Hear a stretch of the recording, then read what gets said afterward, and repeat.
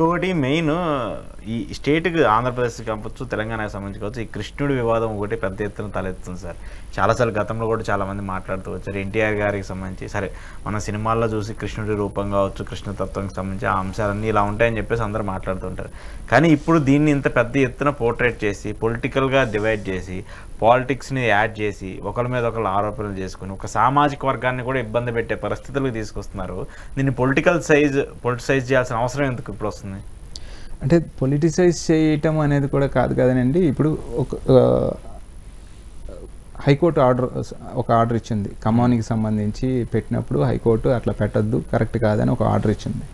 సరే more over first నేను I wanted to clarify, party పరంగా కూడా కాదు కానీ యాజ్ అన్ ఇండివిజువల్ నేను మీరు అడిగారు నేను రెస్పాండ్ అవ్వదలుచుకున్నా తప్ప పార్టీ గురించి కాదు. సరే నో డౌట్ ఎన్టీ రామారావు గారు మహానటుడు, గొప్ప నాయకుడు, బీసీలకి మంచి చేయూతను అందించాడు.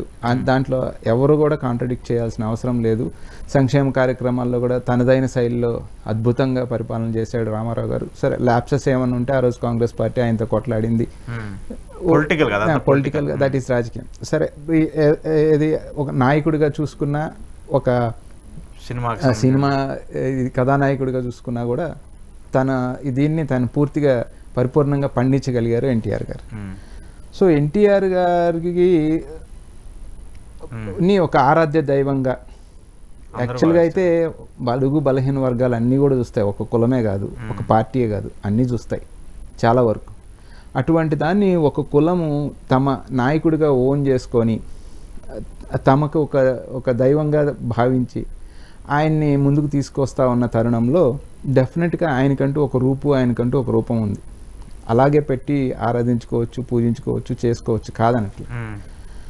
ఎప్పుడైతే కృష్ణుడి వేషం వేశారో అంటే హిందూ మతానికి మొత్తానికి సంబంధించి ఇది అవతారాల్లో కృష్ణుడిది ఒక అవతారం. సో దేవుని అవతారాన్ని తీసుకొచ్చి ఒక వ్యక్తికి పెట్టడం అనేది ఎంతవరకు సమంజసం అనే దాంట్లో ఇక్కడ ముందు ఉత్పన్నమైన ఇష్యూ వస్తాం.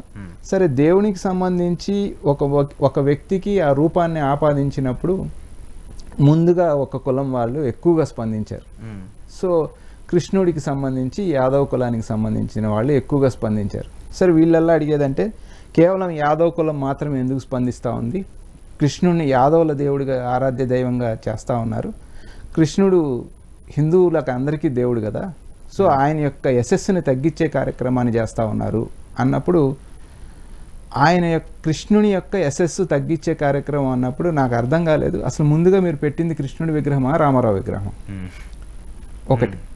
సరే రామారావు రూపంలో కృష్ణుని చూద్దాం అని అనుకున్నప్పుడు మళ్ళీ నెక్స్ట్ క్వశ్చన్ అరైజ్ అవుతుంది. ఏం అరైజ్ అవుతుంది? కృష్ణుడు అనే ఒక భగవంతుడిని ఒక వ్యక్తి రూపంలోకి మీరు తీసుకొచ్చిన తర్వాత అతని యశస్సుని పెంచినట్టు కృష్ణుని యొక్క యశస్సుని మీరు పెంచారా తగ్గించారా? అంతే కదా. మన కంటి ముందు తిరిగిన ఒక మనిషి రూపాన్ని మీరు భగవంతుడికి తీసుకెళ్తున్నప్పుడు అతని యొక్క యశస్సుని మీరు భగవంతుడి యొక్క యశస్సుని పెంచారా తగ్గించారా? సో లోతుల్లోకి చర్చ వెళ్ళటం మంచిది కాదు. రామారావు గారిని రామారావు గారిగా చూపించండి, అందరూ నచ్చిన వాళ్ళందరూ ఆరాధిస్తారు, నచ్చిన వాళ్ళందరూ పూజించుకుంటారు. రామారావుకి ఇంకొక రూపాన్ని ఆపాదించడం వల్ల కరెక్ట్ కాదు. ఎస్ డెఫినెట్ గా సినిమాల్లో ఆయన చాలా క్యారెక్టర్స్ పండించారు, అన్ని క్యారెక్టర్స్ పండించారు. రాముడిగా పండించారు, దుర్యోధనుడిగా పండించారు, రావణాసురుడిగా పండించారు, రకరకాల క్యారెక్టర్స్ లో పండించారు ఆయన. ఆ రూపాన్ని అన్ని వదిలేసి ఇక్కడికి రావటం వల్ల ఇవాళ నేను విశ్వ హిందూ పరిషత్ కానీ RSS కానీ వీళ్ళని కూడా కోరుతా ఉన్నా, మీరు ఎందుకు స్పందించట్లేదు ఇటువంటి విషయాల్లో? హిందూ మతం అన్నప్పుడు హిందువులు అందరం మాట్లాడాలి కదా. సరే వీళ్ళ అభ్యంతరం ఏమంటే ఒక కులం ఎందుకు వచ్చి మాట్లాడుతూ ఉందంటే, ఆ కులం ఎందుకు వచ్చి మాట్లాడుతుందంటే ఆ భగవంతుడు ఆ కులంలో జన్మించాడు అంటే ఫస్ట్ రైట్గా వాళ్ళు భావిస్తున్నారు కాబట్టి ఆ కులం స్పందిస్తూ ఉంది. దానికి కూడా నేను మాట్లాడచ్చో మాట్లాడకూడదో నాకు ఇక్కడ తెలియదు కానీ 2-3 రోజులుగా వీడియోస్ వస్తూ ఉన్నాయి. శ్రీకృష్ణుడు యాదవుడు కాదు, శ్రీకృష్ణుడు క్షత్రియుడు, సో యాదవులు ఎందుకు స్పందిస్తూ ఉన్నారు అన్నప్పుడు నేను వాళ్ళకు కూడా సగౌరవంగా సవినయంగా నేను విజ్ఞప్తి చేయదలుచుకున్నా, మీరు దయచేసి ఒకసారి చరిత్రలోకి వెళ్ళండి. యయాతి దేవయానుల కొడుకు యదు మహారాజు అనే దగ్గర నుంచి యాదవ వంశం వచ్చింది. సో ఆ యదు మహారాజు ఎవరు, ఎట్లా, ఏంటి అనేది చరిత్ర తెలుసుకుంటే ఆ యదు మహారాజు యొక్క వారసత్వంలో వచ్చిన ఆయన శ్రీకృష్ణుడు. పుట్టింది యాదవుల ఇంట్లో, పెంచుకున్న వాళ్ళు యాదవులే, రాజ్యం చేసుకునే వాళ్ళు యాదవులు అయ్యారు. పశువులు కాస్త అక్కడ ఏది పశు సంపదని పోషించిన నందమహారాజు వాళ్ళు గ్వాల అంటారు, ఆవులు ఈ మేపేవాళ్ళు. సో వాళ్ళ ఇంట్లో పెరిగాడు కాబట్టి గ్వాల అయ్యాడు. నందమహారాజు వసుదేవుడు ఎవరో కాదు, వాళ్ళిద్దరు కజిన్స్. సో వసుదేవుడి భార్య దేవకీదేవి సూరసేన మహారాజు, ఉగ్రసేన మహారాజు, సూరసేన మహారాజు ఎవరో చూడండి, వాళ్ళిద్దరు యాదవరాజులు. సత్యభామ యాదవరాజు కూతురు. కంసుడు యాదవుడు. వీళ్ళకి తెలుసుకోవాల్సింది ఏంటంటే కంసుడు కూడా యాదవుడే. సో మేనమామ. సో యాదవుల యొక్క చరిత్ర స్పష్టంగా తెలుసుకొని మీరు వాళ్ళని యాదవులను క్షత్రియులుగా చూడదలుచుకుంటారా, శూద్రులుగా చూడదలుచుకుంటారా, ఎట్లా చూడదలుచుకుంటారో మీ ఇష్టం. కానీ శ్రీకృష్ణుడు పుట్టింది యాదవులింట, పెరిగింది యాదవులింట, వాళ్ళు వీళ్ళు బంధువులే.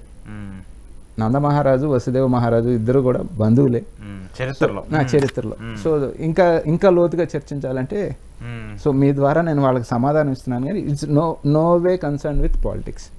రాజకీయాలకు సంబంధం లేకుండా ఒక క్లారిఫికేషన్ ఇద్దామని స్పందించాలి. ఎందుకంటే దీన్ని పొలిటిసైజ్ చేస్తున్నారు కొంతమంది. వాళ్ళు రాజకీయం కోసం ఇప్పుడు ఎన్టీఆర్ గారిని ఆరాధించే వాళ్ళు కొంతమంది ఉంటారు. ఆరాధించడం వరకు ఓకే, దాన్ని ఒక పార్టీకి ఆపాదించి ఆ పార్టీ ఆయన స్థాపించాడు కాబట్టి ఆయన రూపాన్ని మేము ఎక్కడైనా పెట్టుకుంటాం అన్నప్పుడు కొంతమంది కృష్ణుని ప్రేమించే వాళ్ళు మీలాంటి వ్యక్తులు అందరూ కూడా ఖచ్చితంగా ఖండించాల్సిన పరిస్థితులు వస్తాయి కదా.